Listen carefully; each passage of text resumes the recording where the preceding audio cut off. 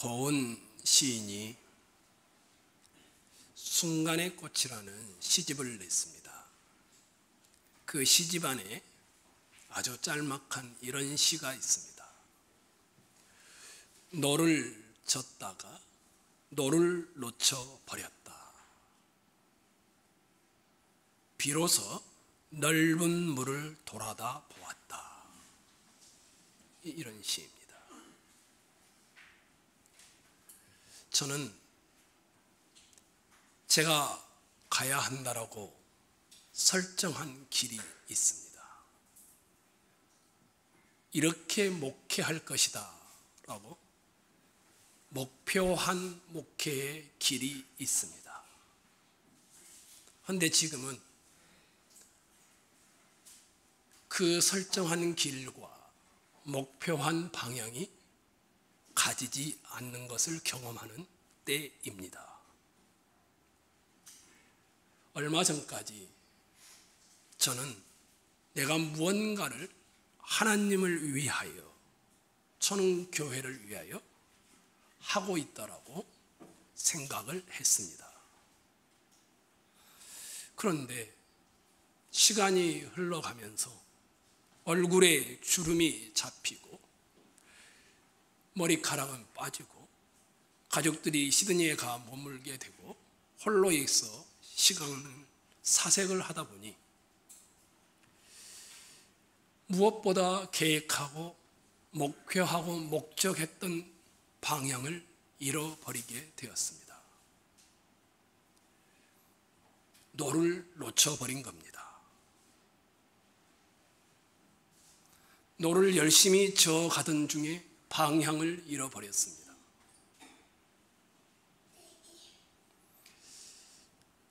다 잃은 줄 알았습니다. 설정한 길을 가지 못하는구나. 그래서 말은 하지 않았지만 성공하지 못한 인생인 줄을 알았습니다. 그런데 어느 날 이런저런 생각을 하면서 제 자신을 보니까 제가 잘못하고 있었던 것입니다. 내가 하나님을 위해 무언가를 하고 있는 것이 아니라 내가 천흥교회를 위해 무언가를 설정하고 가고 있는 것이 아니라 지금까지 하나님이 나를 위하여 천흥교회를 통하여 나를 무언가를 하고 계시다는 사실을 인지하게 되는 것입니다. 내가 있으므로 어떤 성과와 성취가 이루어지는 것이 아니라 노를 젓다가 노를 놓쳐버렸습니다. 그런데 넓은 물을 볼 수 있게 된 것입니다. 조금씩 설정한 길과 방향을 포기하게 되고 주님을 닮아가려는 몸부림이 있는 것을 보게 되었습니다. 하나님께서 내 인생의 스토리에서 하나씩 천천히 느리게 교우들의 이런저런 아픔과 삶의 정황을 통하여 이 공간과 이 시간 속에서 나를 만들고 있음을 보게 된 것이었습니다.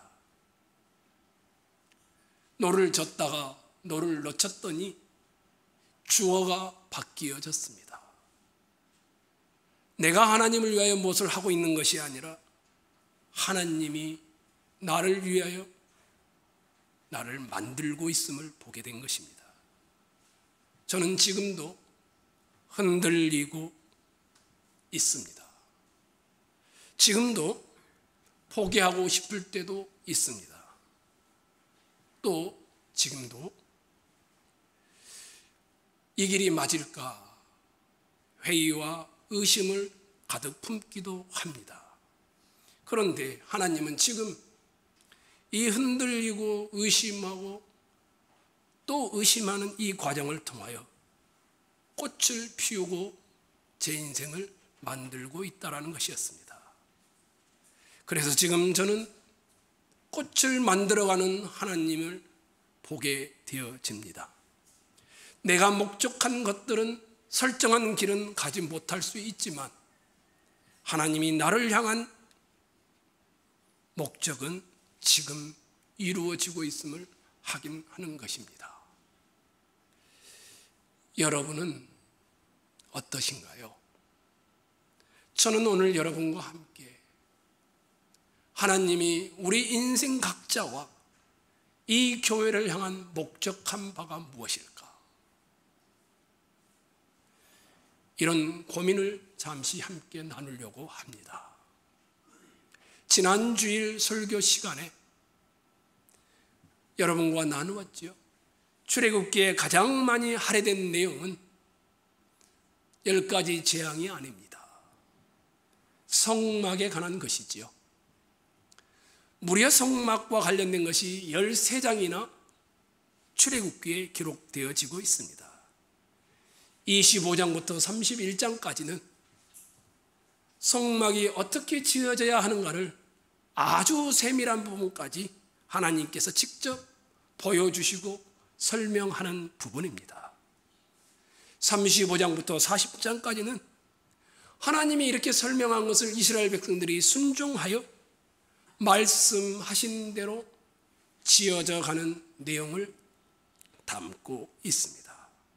그래서 이런 이야기를 했죠. 출애굽기는 애굽 바로의 종으로 있을 때 살던 비참함, 억압, 공고함, 채찍질 이런 것으로부터 꺼내는 것이 목적이 아니다.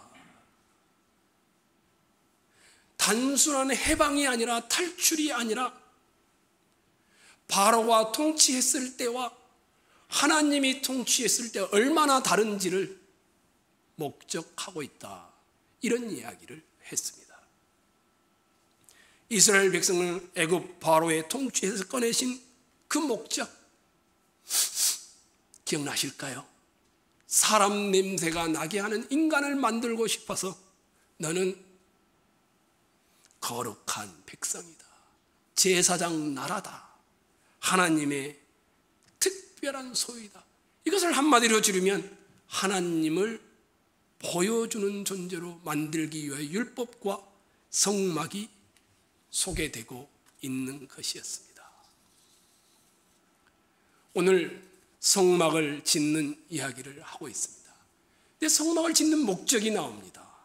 여러분이 다시 한번 찾아갔으면 좋겠습니다. 25장 8절입니다. 아니면 이 앞을 보셔도 좋을 것 같습니다.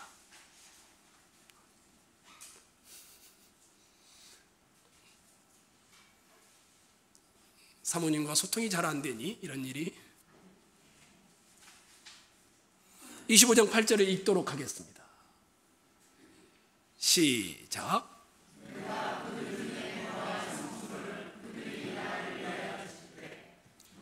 거기까지만입니다. 성막을 짓는 이유를 하나님이 이스라엘 백성과 함께 하겠다. 이런 의도입니다. 출애굽에서 이스라엘을 애굽에서 꺼낸 이유는 해방이다, 탈출이다가 아니라 내가 너희와 함께 하겠다라는 것이었습니다. 29장 45절로 46절을 제가 읽어드리겠습니다. 내가 이스라엘 자손 중에 거하여 그들의 하나님이 되리니 그들은 내가 그들의 하나님 여호와로서 그들 중에 거하려고 그들을 애굽 땅에서 인도하여 낸 줄을 알리라. 하나님이 그들을 구원해신 이유는 그들과 함께 거하기 위해서다. 이렇게 설명하고 있습니다. 성막은 무엇일까요? 성막은 하나님이 모세를 시내 산에 부르셔서 건축할 것을 다 보여주면서 짓게 하는 내용인데 이렇게 말을 합니다. 25장 9절이죠.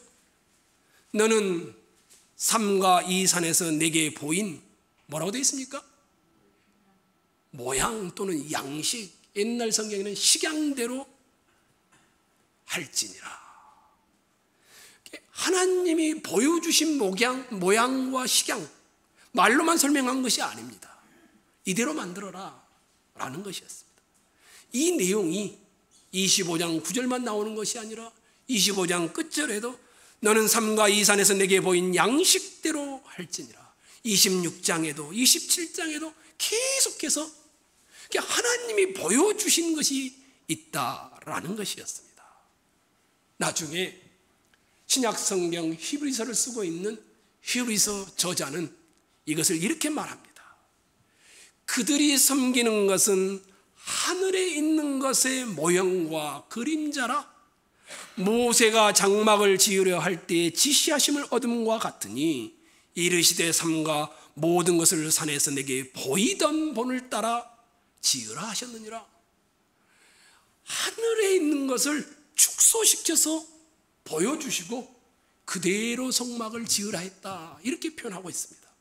그러니 성막은 하늘나라의 축소판입니다. 성막은 땅에 사는 하나님의 백성들이 하늘을 경험할 수 있게 만드는 통로였습니다.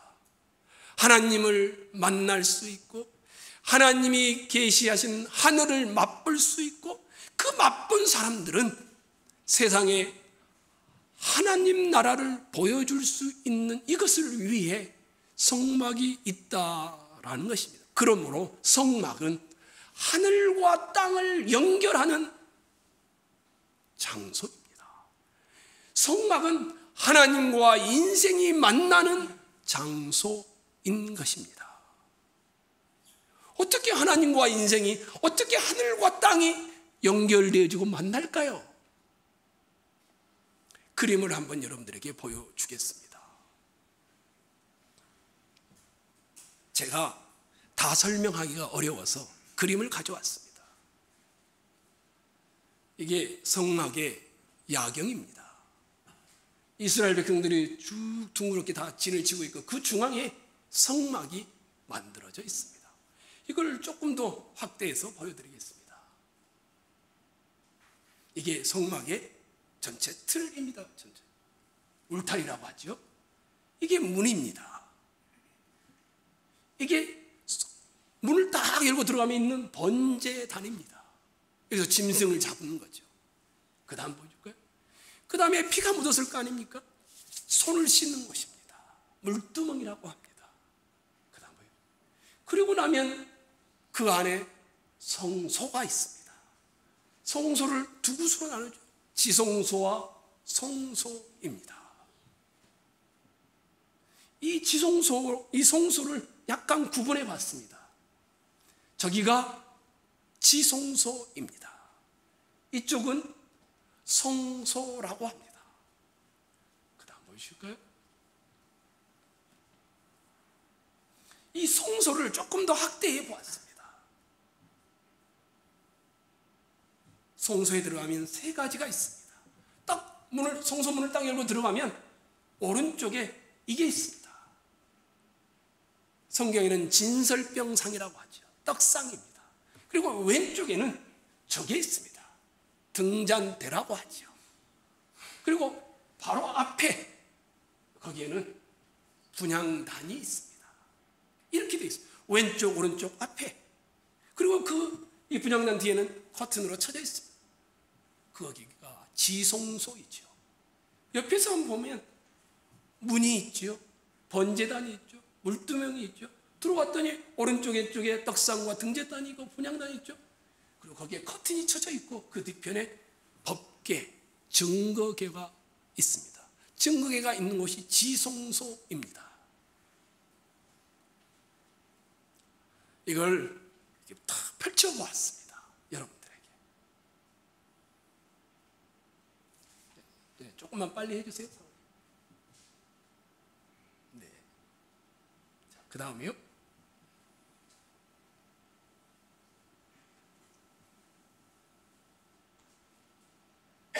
네, 여기를 보십시오. 감사합니다. 이게 성막입니다.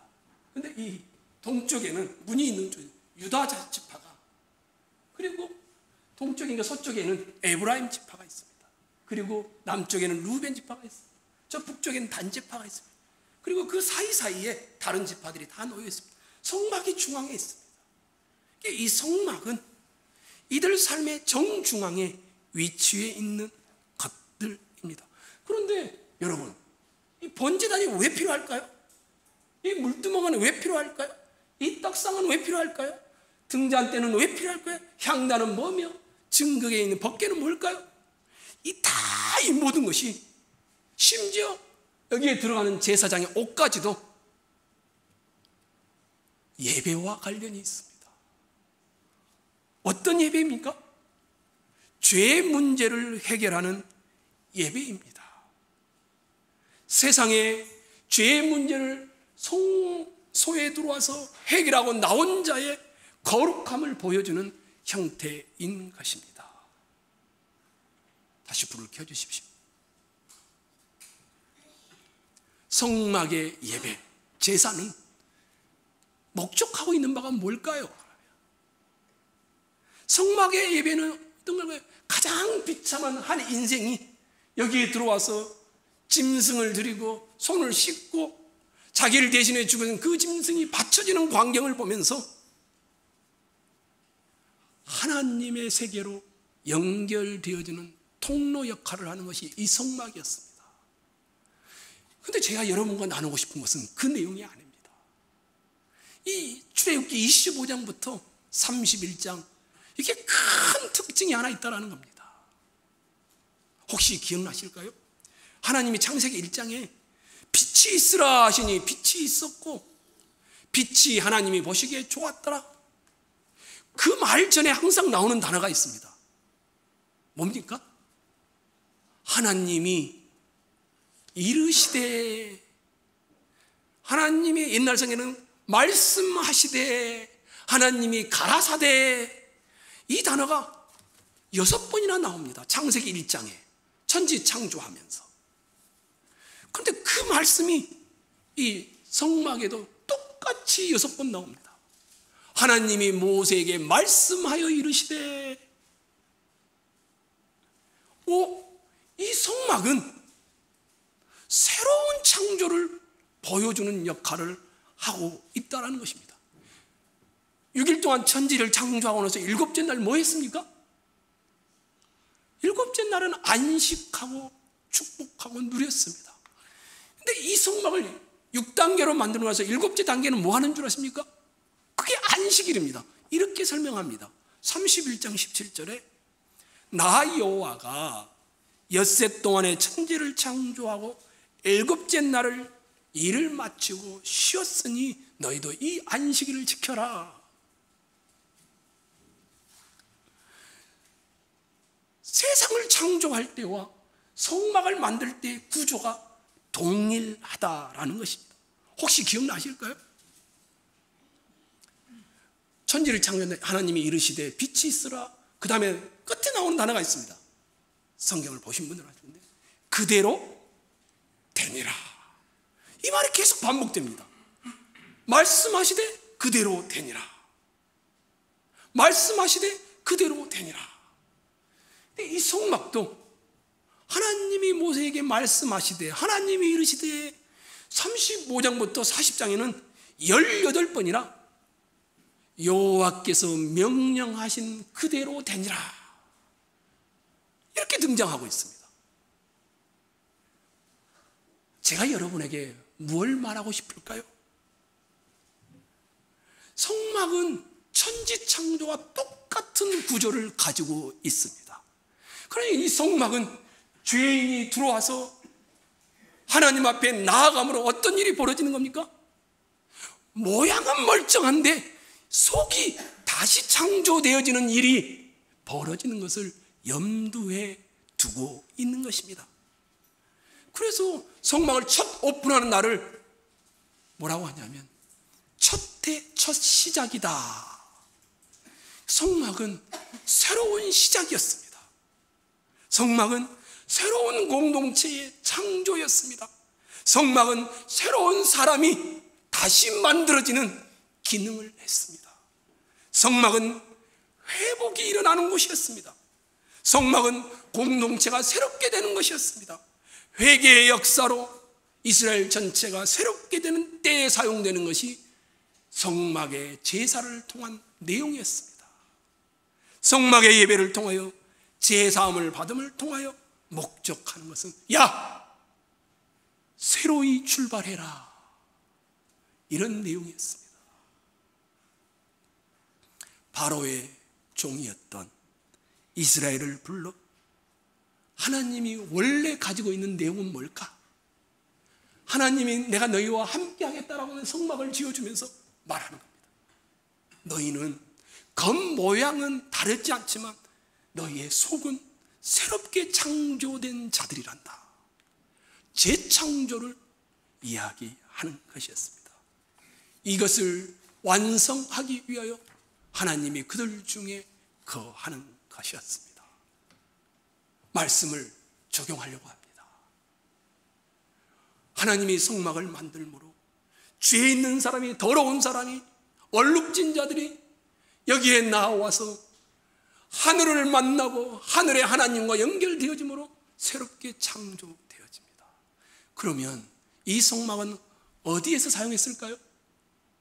말하지 않아도 잘 아십니다. 광야 생활 중이었습니다. 약속의 땅까지 걸어가는 40년의 여정 중에 이 성막이 그런 기능을 담당하게 되어집니다. 구약 성경에서 광야는 항상 무서움, 쓸쓸함, 혼돈, 무질서를 상징하는 장소였습니다. 성막은 혼돈의 광야를 가로질러서 무질서의 세계를 가로질러서 새로운 창조의 세계로 다시 방향을 잡고 나아가는, 굽혔던 무릎을 펴게 만드는 역할을 감당하게 했던 것이었습니다. 더더욱이 특별한 것은 이 성막은 뭡니까? 움직일 수 있는 겁니다. 나는 하나님이야, 나는 왕 중의 왕이야, 궁궐에 계시는 것이 아니라 하나님의 백성들이 걸어가는 광야 거기에 하나님이 함께 하고 있었습니다. 하나님의 백성이 골짜기를 걸어가면 하나님도 골짜기를 걸어가셨고, 하나님의 백성들이 강을 건너고자 할 때 성막을 제일 앞에 세워서 강을 건너가게 만드는 역할을 했습니다. 성막은 자기 백성과 거주지를 같이 하시며 그들과 함께하는 운반할 수 있는 성소였습니다. 이스라엘 백성의 여행길에 줄곧 함께 하시는 것이었습니다. 그런데 신약 성경에 하나님이 이렇게 말씀하십니다. 요한복음 1장 14절에 말씀이 육신이 되어 우리 가운데, 그 다음에 뭐라고 했을까요? 거하심에. 거하심에, 이 단어가 무슨 단어인 줄 아십니까? 장막을 치심에, 이런 단어입니다. 성막에서 함께 하셨던 그 하나님이 말씀이 육신이 되어 우리 가운데 장막을 치신 예수를 통하여 함께 걸으신다는 겁니다. 그래서 예수님의 별명이 뭡니까? 우리와 함께 하신다는 임마누엘입니다. 이 정도가 아니죠. 예수님이 십자가를 통하여 우리를 구원하시고 부활을 통하여 확증하시고는 올라가십니다. 승천하십니다. 근데 뭐라고 합니까? 볼지어다, 내가 세상 끝날까지 너희와 항상 함께 하시마야. 늘 우리의 인생길에, 광야의 길을 걷는 그 길에 동행하신다라는 것이었습니다. 이 정도가 끝이 아닙니다. 새 하늘과 새 땅이 이루어지는, 완전한 완성이 이루어지는 그날을 이렇게 묘사합니다. 내가 들으니 보좌에서 큰 음성이 나서 이르되 보라, 하나님의 장막이 사람들과 함께 있음에 하나님이 그들과 함께 계시리니, 계시록 21장에 나오는 말씀. 새 땅에서 완벽히 이루어지는 하나님의 함께 하심을 이야기합니다. 이스라엘 백성은 광야라는 혼돈의 세계를, 무질서의 세계를 지나 약속의 땅으로 나아가야 합니다. 그렇게 나아가는 삶의 자리에 성막이 있음을 통하여 그들은 방향을 잃지 않게 되고, 성막의 예배를 통하여 새롭게 창조가 이루어지게 되어집니다. 저는 이것을 우리식으로 말하자면 하나님의 임재의 경험을 통한 예배를 말하는 것입니다. 창조 때 하나님이 보시기에 좋았더라, 인간을 보시고는 심히 좋았더라. 이 회복이 죄인이고 비참한 광야를 딛고 걷는 자가 성소에 나와 하늘의 하나님을 만남으로 좋았더라, 심히 좋았더라, 재창조가 이루어지는 일을 경험하게 되는 것이었습니다. 예수 그리스도의 십자가를 통해 우리에게 이루신 일도 같습니다. 예수 그리스도를 통하여 이루어진 재창조를 바울 사도는 정확하게 짚어서 이렇게 말합니다. 그런즉 누구든지 그리스도 안에 있으면 새로운 창조물이라는 것입니다. 예수 그리스도를 통하여 새로운 창조물이 되었다는 겁니다. 그러니 보라, 이전 것은 지나갔으니 다시 보라, 새 것이 되었도다. 광야 여행 중에 성막의 예배는 한 사람 한 사람 신자로 하여금 재창조되게 만드는 일을 했습니다. 광야 여행 중에 성막의 예배는 신앙 공동체로 하여금 새로이 태어나게 했습니다. 이스라엘의 예배를 통하여 계속되는 하나님의 활동은 새로운 세계의 창조를 열방에 보여주는 일을 했습니다. 한 사람이 새로 만들어지면 그 한 사람을 통하여 하나님이 보여지는 것이었고, 그 하나님이 보여진다는 것은 열방이 하나님을 만나는 통로가 되게 하는 역할을 감당했던 것입니다. 그래서 성막에서 하나님을 만난다는 것은 단 한 사람의 회심의 이야기가 아니었습니다. 임재하는 예배를 통하여 하나님을 만나는 것은 한 사람의 바뀌어진 역사일 뿐만 아니라 하나님의 영광을 세상에 선포하는 역할도 감당했던 것이었습니다. 그들은 열심히 뭔가를 헌금하고 뭔가를 봉사하고 뭔가를 기도를 드리고 이런 일을 통하여 하나님의 영광을 보여줬던 것이 아니라 하나님의 임재를 경험하는 그 경험을 통하여 세상에 내가 제사장 나라이며 거룩한 백성이며 하나님의 소유된 자임을 비추었던 것입니다. 성도 여러분, 그래서 임재가 일어나는 예배는 회복이며 재창조이며 하나님의 영광을 세상에 반영하는 일이 되는 것입니다. 여기 계신 여러분 모두가 늘 있는 예배가 아니라 하나님의 임재를 경험하는 예배의 성소에 나아가 하늘과 땅이 연결되는 경험을 하시기를 주의 이름으로 부탁을 드리겠습니다. 또 하나 적용하고자 합니다. 25장부터 31장은 하나님이 모세에게 이르시되 창조입니다. 32장부터 34장은 사람이 금송아지를 만들었습니다.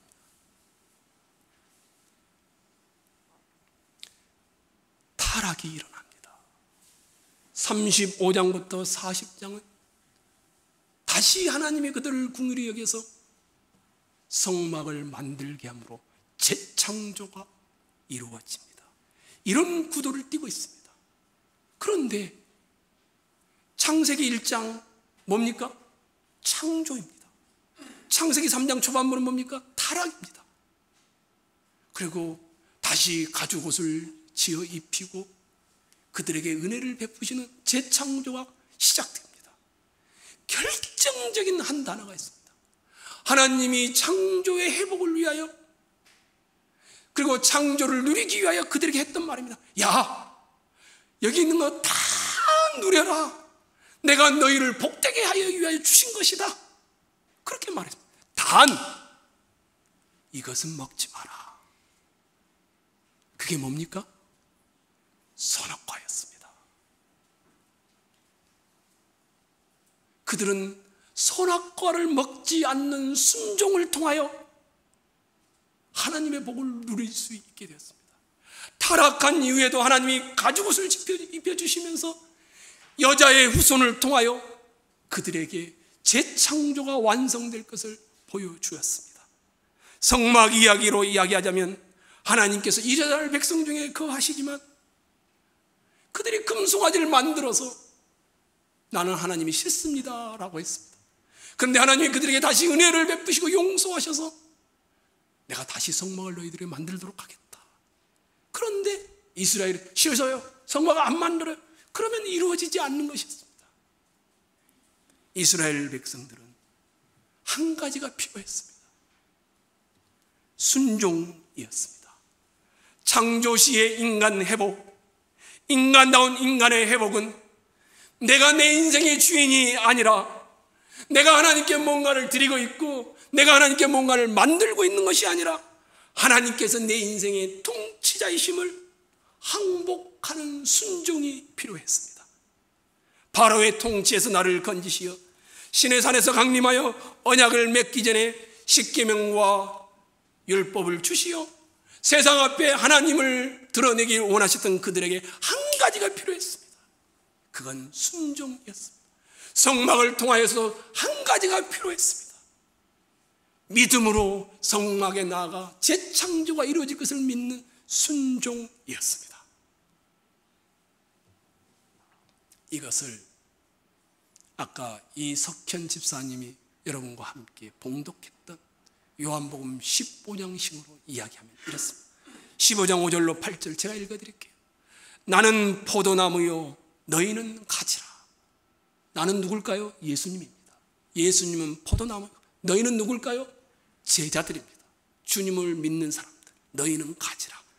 그가 내 안에 내가 그 안에 거하면 사람이 열매를 많이 맺나니 나를 떠나서는 너희가 아무것도 할 수 없습니다. 사람이 내 안에 거하지 아니하면 가지처럼 밖에 버려져 마르나니 사람들이 그것을 모아다가 불에 던져 사르느니라. 너희가 내 안에 거하고 내 말이 너희 안에 거하면 무엇이든지 원하는 대로 구하라. 그리하면 이루리라. 너희가 열매를 많이 맺으면 내 영광의 아버지께서 영광을 받으실 것이요 너희는 내 제자가 되리라. 아주 쉽습니다. 어려운 게 하나도 딱 한 가지만 기억하시면 됩니다. 예수님이 뭐라고요? 포도나무입니다. 우리는 뭐라고요? 가지입니다. 가지가 해야 되는 일은 뭡니까? 열매를 많이 맺어야지. 나 많이 봉사해서 열매를 많이 맺어야지. 열매를 많이 맺어야 주님이 좋아하는. 나 착한 일 많이 해야지. 이게 아닙니다. 가지가 해야 되는 게 뭡니까? 나 기도를 많이 해야지. 나 헌금을 많이 해야지. 나 교회 봉사를 많이 해야지. 이게 아닙니다. 한 가지입니다. 가지가 해야 할 일은 나무로부터 떠나지 않는 것입니다. 나무가 뭐라고요? 그리스도로부터 떠나지 않는 것입니다. 그리스도께 붙어 있는 것입니다. 그러면 열매는 어떻습니까? 주님이 나를 통하여 꽃을 만들어 갑니다. 열매를 맺는 것입니다. 이게 기독교의 핵심입니다.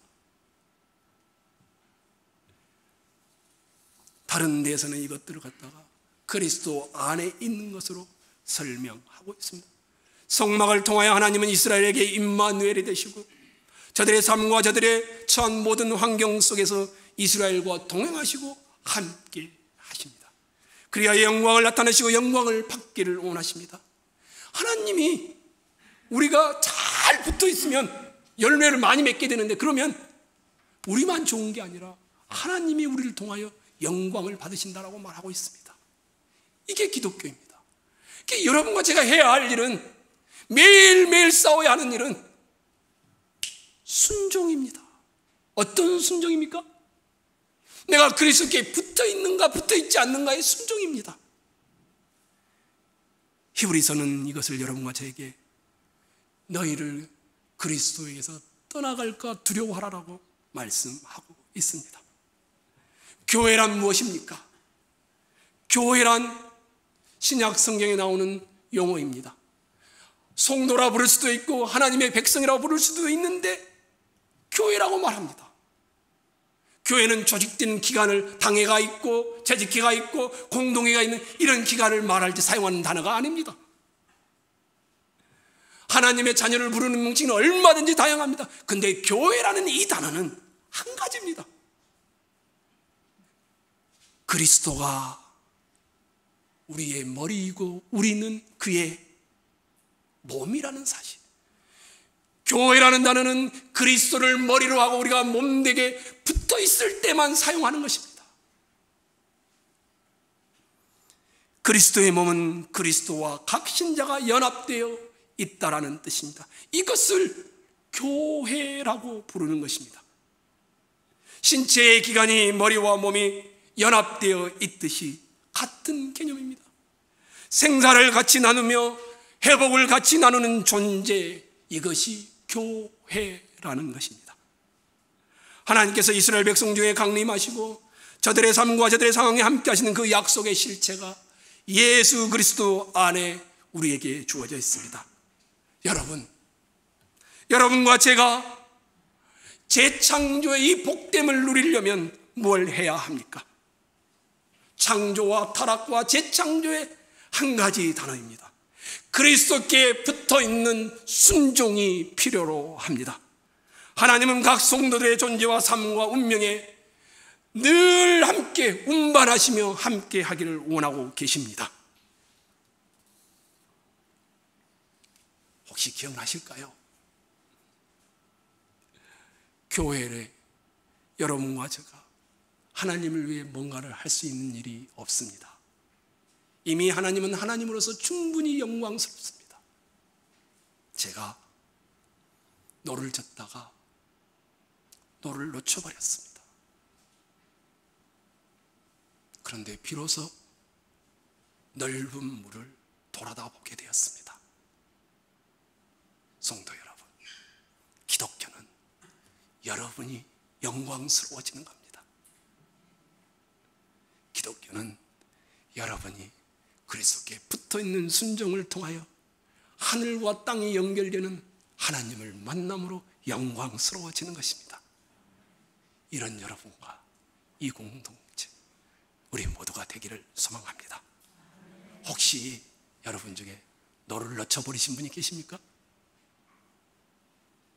방향을 잃어버리신 분이 계십니까? 그게 여러분에게 비로소 넓은 물을 보게 만드는 복이 될 줄로 믿습니다.